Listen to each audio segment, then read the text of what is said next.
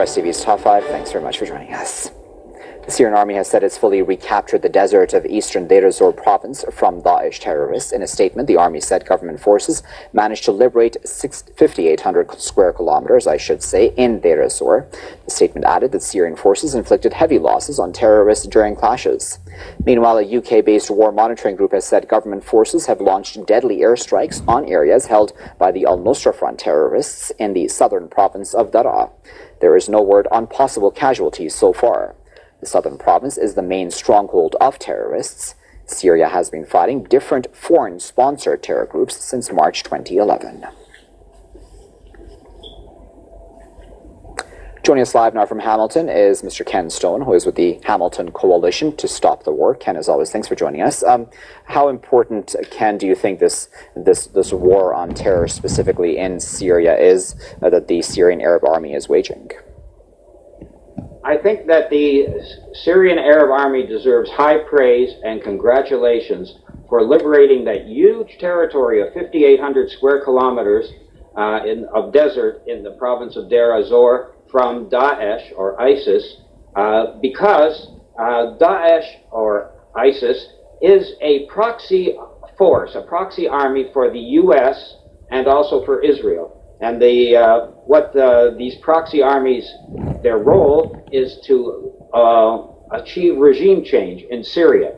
And this is another example of the Syrian Arab Army foiling the plans of the superpower, the USA, backed up by many NATO allies, including, unfortunately, Canada, and bankrolled by the Arab monarchies. So this has been a long process, and now in its 8th year, and very few countries in the world can say what the Syrian Arab government and the army can say is that we have stood up against the world's superpower, backed by the strongest coalition in the history of the world, and we have turned them back. We have liberated areas held by these proxy armies, and now, with this particular piece of territory liberated, the Syrian Arab Army can now move forward against the U.S. forces, which are illegally occupying a whole 1/3 of Syria on the eastern side of the Euphrates, where Syria's, some of its best land is, the source of its water, and also its petrochemical industry. So it's an important victory. And it's it could only happen as all the other victories that we've seen, Aleppo,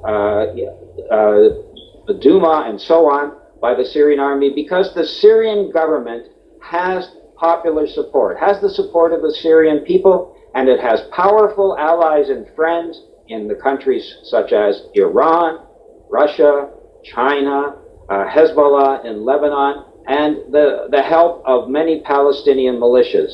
So the point of it is that the Syrian government is going eventually to liberate all of its territory and to regain its national sovereignty. And it's a good indication that it will not only do all that, but it will also be able to reconstruct the country. And here's where people in the West have a role to play, people in the peace movements in the West.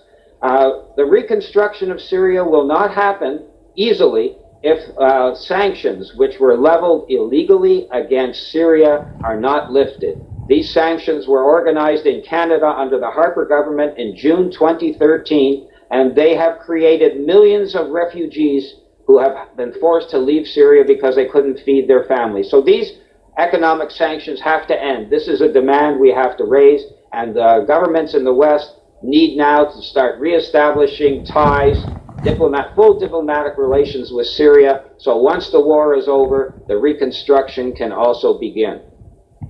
Very well, Ken, we'll leave there at that, but of course, as always, we appreciate you taking your time out to speak to us.